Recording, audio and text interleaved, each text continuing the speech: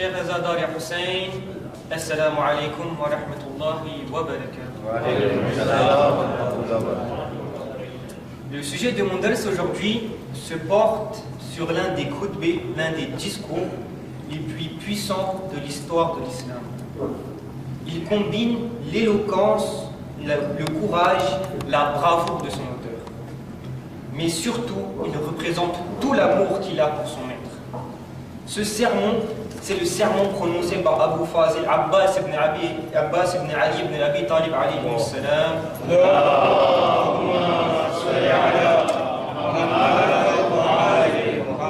C'est un sermon prononcé par Hazrat Abbas le 8 Zilhajj de l'an Hégire 60. Ce jour-là, il a fait ce qu'aucun homme auparavant a fait à part Abu Zar. Il est monté sur la Kaaba.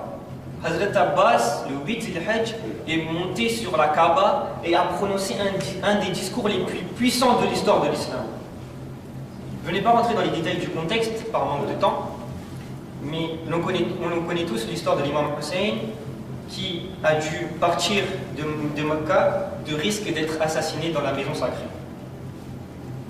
Imaginez-vous, vous êtes un haji de l'époque, de l'an Hégire 60.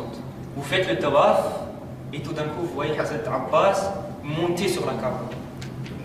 Vous voyez Hazrat Abbas monter sur la Kaaba et il dit, qu'est-ce que Hazrat Abbas dit?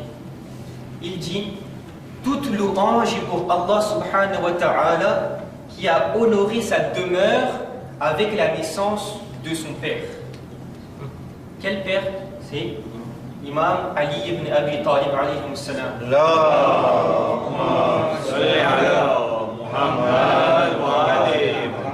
Et ça, nous le savons tous.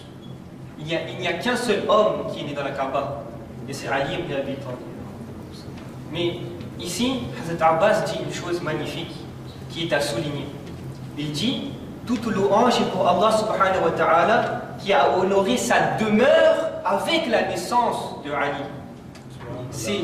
Ce n'est pas la Kaaba qui a été honorée par Ali, c'est pas la Kaaba qui a honoré Ali ibn Abi Talib, mais c'est Ali ibn Abi Talib qui a honoré la Kaaba avec sa naissance. Mais pourquoi Hazrat Abbas dit cela? C'est pour faire confiance, c'est pour faire prendre conscience aux hadiths de l'époque.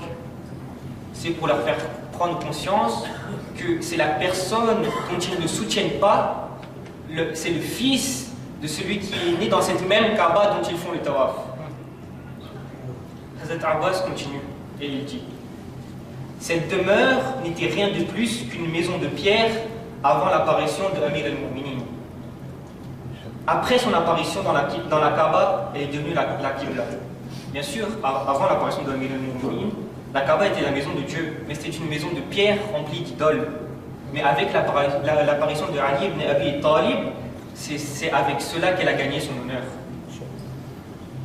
Hazrat Abbas continue et dit, il parle au hadith de l'époque et il dit, ô misérable infidèle et oppresseur, devant tous les hadiths, je ne sais pas il y avait combien de hadiths à l'époque, mais il devait en avoir beaucoup, il dit, ô misérable infidèle et oppresseur, vous n'autorisez pas l'imam des pieux à visiter la Kaaba? C'est celui qui a le plus le droit de le faire. C'est celui qui en a le plus le droit.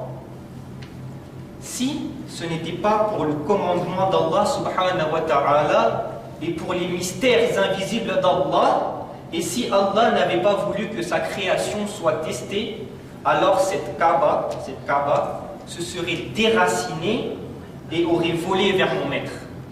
Cette Kaaba, Hazrat Abbas dit que si ce n'était pas contre les mystères divins d'Allah, cette Kaaba se serait déracinée et aurait volé vers l'imam Hussein. Mais mon imam est venu ici lui-même et l'a honoré. Ensuite, il continue et dit, en vérité, vous qui voulez toucher et embrasser la pierre noire, ce n'est pas notre rêve d'embrasser la Hajar al-Aswad, c'est à tous notre rêve. Mais, il dit, cette même Hajar al-Aswad, ce serait son rêve, elle voudrait embrasser les mains de mon imam.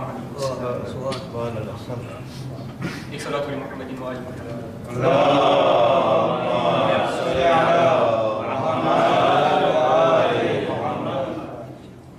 Il continue et dit, la volonté d'Allah subhanahu wa ta'ala est la volonté de mon maître. La volonté de mon maître est la volonté d'Allah. Je jure par Allah, si ce n'était pas pour cela, alors je vous aurais attaqué de la même manière que l'aigle attaque le moineau. Qu'est-ce que veut dire Hazrat Abbas al-Hujjaj par ces mots? Il dit tout simplement, vous tous contre moi. Vous tous contre moi, c'est moi qui gagnerai. Mais, il y a un mais, l'imam ne veut pas cela. Et comme l'imam ne veut pas cela, Hazrat Abbas ne le fait pas. C'est ça l'ultime soumission. C'est ça l'ultime soumission qu'on doit rechercher. Quand Allah nous dit wajib, on ne doit pas se poser la question. C'est ça l'objectif recherché. Hazrat Abbas continue et dit, vous voulez faire peur mon maître et moi avec la mort, vous voulez faire peur mon maître et moi avec la mort, alors qu'enfant nous avions l'habitude de jouer avec la mort.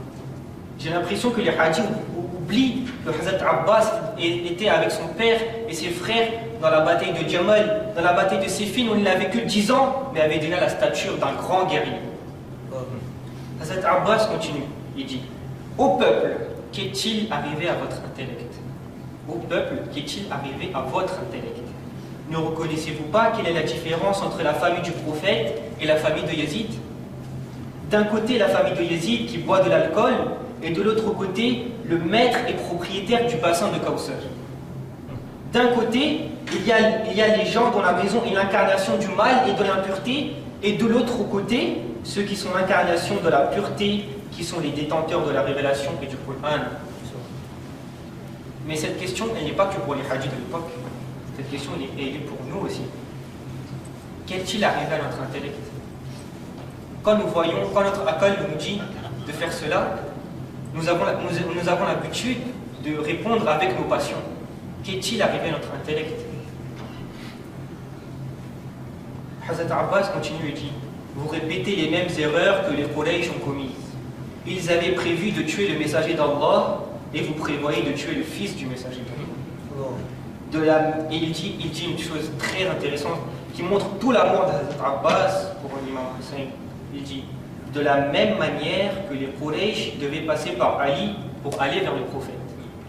De la même manière que les Quraysh devaient passer par Ali pour aller vers le prophète pour le tuer. Ali était toujours là pour le défendre. Vous devez passer par moi avant de pouvoir atteindre mon maître. Si vous avez le courage, alors venez et essayez de me tuer. Si vous avez le courage, venez et essayez de me tuer. Alors vous serez capable d'accomplir vos mauvais desseins. Je jure par Allah que tant que je serai vivant, vous n'y arriverez jamais. Ces mots, ce discours de Hazrat Abbas représente tout l'amour qu'il a pour son frère. Toute la vie de Hazrat Abbas, il se disait, comment puis-je protéger mon maître? Comment, de quelle manière puis-je protéger mon maître? Comment je peux l'aider à accomplir sa quête? Comment puis-je exaucer la volonté de mon maître? Et tout ça par amour pour lui. Et c'est ça qu'on doit retenir de ce discours. C'est ça qu'on doit assimiler dans notre vie et assimiler en ce début de Muharram. On doit se dire, quelle action puis-je faire par amour pour lui? Quelle action puis-je faire dont il va aimer? Ça peut être simple. Je peux me dire que c'est Muharram, par amour pour lui, je me réveille pour Subuh. Par amour pour lui, je fais namaz al-waldim. Par amour pour lui, je prends un verre d'eau et je fais boire ceux qui sont aussi. Par amour pour lui, je fais un modération. C'est simple, mais cette action reflètera tout l'amour que vous avez pour votre imam. Et dimanche, on parlait de cela avec un ayat qui dit Hal jaza'u al-ihsan illa al-ihsan. Sur les Rahman, ayat 60. La réponse au bien n'est-il pas que le bien? Une question. Quel est le plus grand bien sur cette humanité? Quelle personne a fait le plus grand bien? Ce n'est pas Imam Hussein? Avec son sacrifice, aucun musulman ne peut dire qu'il a connu l'islam sans le sacrifice de l'Imam Hussein. Et tout cela, il a fait pour nous. En réponse à cela, qu'est-ce qu'on a fait pour lui? qu'est-ce qu'on a fait par amour pour lui. Et je terminerai par un hadith de notre premier imam, Imam Ali ibn Abi Talib alayhi salam.